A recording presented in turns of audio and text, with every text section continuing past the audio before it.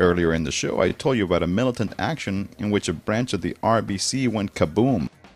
Predictably, any time brave peeps try to take shit to the next level, so-called radicals bring out the same old tired arguments. The blowback from this action will make it harder to organize. This action takes the movement back 20 years. These people are irresponsible. Blah, blah, motherfucking blah. Seriously, these folks act like prisoners in a penitentiary who suck up to the guards to get special privileges while snitching on those trying to start a slave revolt. If they had it their way, these motherfuckers would have us organizing marches and die-ins till the end of the fucking world.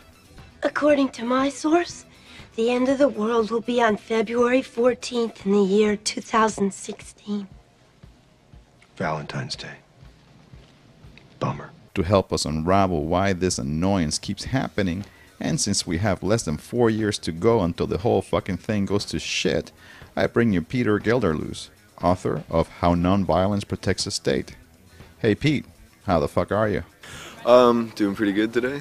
So, Peter, how the fuck does nonviolence protect the state? Basically the idea is that, well, especially in North America, pacifists and nonviolent advocates have had a very defining role and even a censoring role in determining what other people's participation can be in a whole range of social struggles, and that the way that they've affected social struggles has made it very much easier for the state to control those social struggles. That nonviolence plays a function of recuperating social struggles, of taking out their teeth, making them harmless, so that they can just exist in this sort of cesspool of democratic plurality in which everything is okay, nothing can really be challenged or changed, and ideas, opinions can be expressed infinitely without ever having any real impact, without really translating into action. A lot of times people will justify nonviolence, making the very common sense, very simple and ultimately false argument that violence is the government's strong suit, and it makes no sense to fight the violence of the government with violence of our own. And what they're doing is conflating very, very different activities. They're suggesting that somehow defending yourself against police violence, or destroying commodities, or taking over property, fighting to free prisoners, indigenous people fighting to take over stolen land, things of this nature, somehow has any similarities with governments carpet bombing villages, or using landmines, or police torturing people, or putting someone in prison. That just because by some linguistic coincidence these different things can be described as violence, that somehow there's not only similarities between them, but that they're the same thing, and that one is going to reproduce the other. When in fact, by fighting back, people actually raise the stakes of repression and oppression for the state, and actually make real short-term differences, and I think also have a greater potentiality of ultimately destroying the state and capitalism, and helping us create those worlds that we want. Why is militant resistance celebrated throughout history? Like, for instance, the American Revolution. But when it happens in the present tense, it's discouraged. I think it's because the left, to a large extent subconsciously, has as its primary role to make resistance harmless. States have recognized that resistance will never disappear, that struggles will never disappear, and in the past they tried suppressing struggles the first time that they show their heads, if there's any sign of them, and that proved ineffective. So nowadays the way that states rule is by accepting the inevitability of conflict and resistance, and just trying to manage it permanently. And the best way to manage it is to also have people in the resistance who are managing it for you. And that's really the role that nonviolence plays, and it's really encouraged by the media, by various dominant political discourses, that the state is allowed to use violence, but people who are rebelling, people who are angry, people who are trying to attack the system are aggressively isolated, slandered, bad-mouthed, punished if they ever use violent tactics.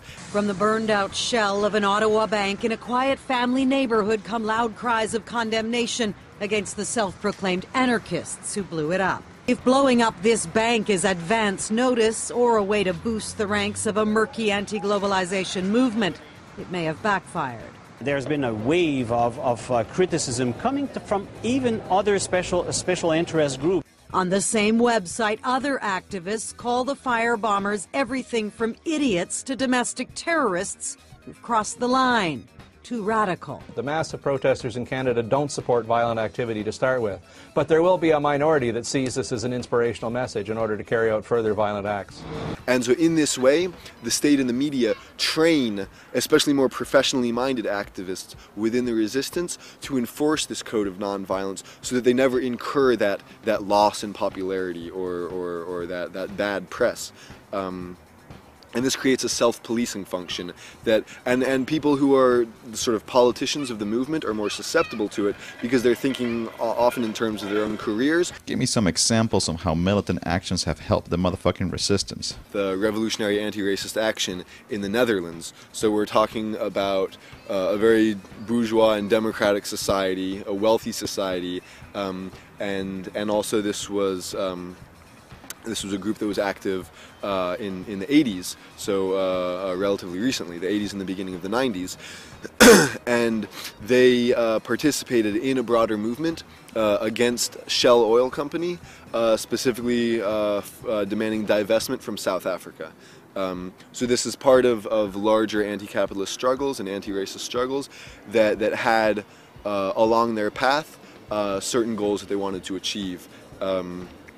Certain things that they were fighting for more immediately, and so this group, Revolutionary Anti-Racist Action, actually carried out a number of bombings and sabotage campaigns against Shell, and were successful in winning that divestment, in forcing Shell to pull out of South Africa by causing them such immense amounts of damage, also in the context of many other tactics, including informational campaigns and boycotts and protests and all these other things working together had a very strong effect. Anytime someone brings up the idea of doing some gangsta shit, these punk asses bring up Gandhi. What the fuck? Advocates of nonviolence, they frequently say that nonviolence works, and the principal examples that they use of that are Gandhi in India and Martin Luther King in the U.S.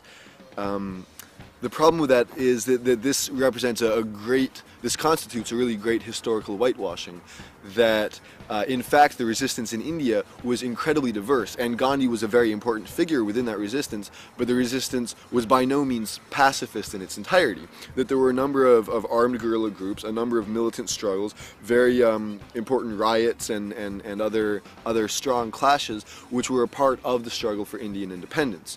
So on the one hand, Gandhi basically got negotiating power from the fact that there were other elements in the struggle which were even more threatening to British dominance. So the British specifically chose to dialogue with Gandhi because he was perhaps for them the least threatening of the important elements of resistance.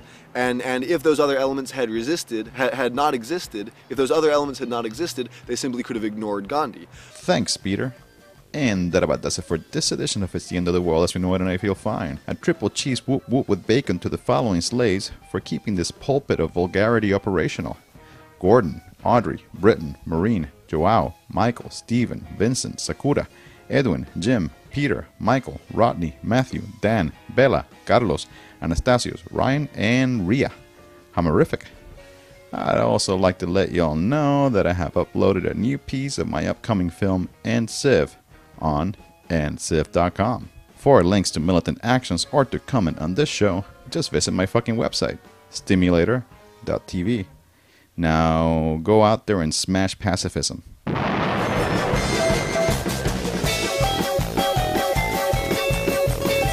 Remember, kids, you can podcast high-quality video of this show at submedia.tv.